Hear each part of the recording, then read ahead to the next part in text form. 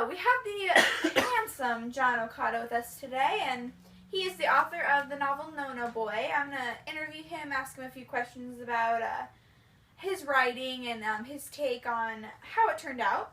So, John, can you summarize your novel No No Boy? It's about a story, young man, Ichiro, main character. He's a young man after World War II. He had the option, because he was a Japanese American, whether to go to war for the United States or to go to prison and an internment camp. He unfortunately decides not to serve and goes to prison, and when he comes back, gets off the bus, after 4 years, he's only greeted by an old friend. When he makes his way home, his mother is crazy, what to me is crazy. She thinks that Japan's won the war, but the father has letters from the family back in Japan, and they're begging for food and clothing, anything they can get. And the story just goes through his hardships through the story as being a Japanese American in America. Gotcha. So, what audience did you strive to somewhat reach out through your writing? I wanted to get to the future American society. There's so many topics that people should be taught about, and I don't think that this is one that a lot of students get to know about.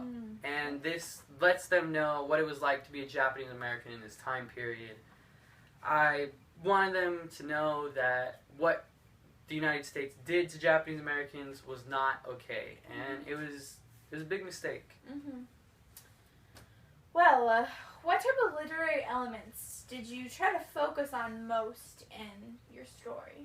I feel like there's so many, but domestic tragedy. I wanted to get into Ichiro's family and him personally, the emotions and the physical things he had to do, only because he was Japanese American. There was so much discrimination. They were segregated, and they were just looked at differently only because they were Japanese Americans.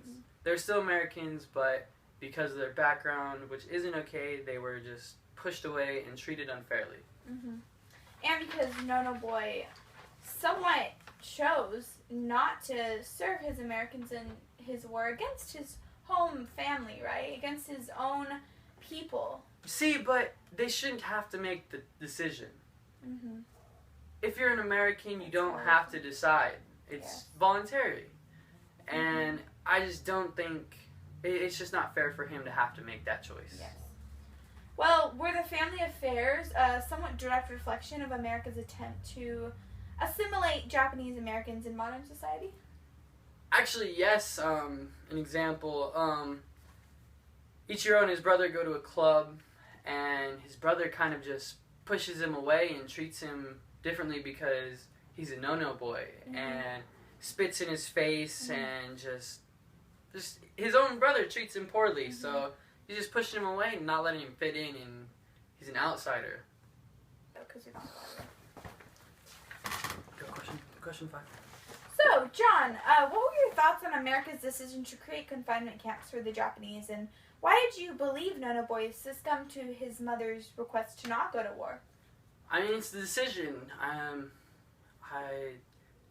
The United States shouldn't have done it. I've said it was a big mistake, and I just want to reiterate that it wasn't okay. So their decision, it was negative. It was negative. It put them down when they shouldn't have, and they've tried to push it out. That's why this book needs to be out there, because they need to know. Everyone needs to know. It's not all rainbows and unicorns for the United States. They have done bad things and had their not so good moments. Right? Exactly. There are moments. So that's why. So even though his parents did go through a lot of these just different struggles, do you think overall, if a family needs to go through struggles like that they'll get through it one day, that No No Boy should have set an example of like American struggles in just the family life? I wouldn't say necessarily get over, but live with. They're able to handle in their own way. I mean, some of them it's harder than others. Some families got through it, and some went to the war and their families are fine. They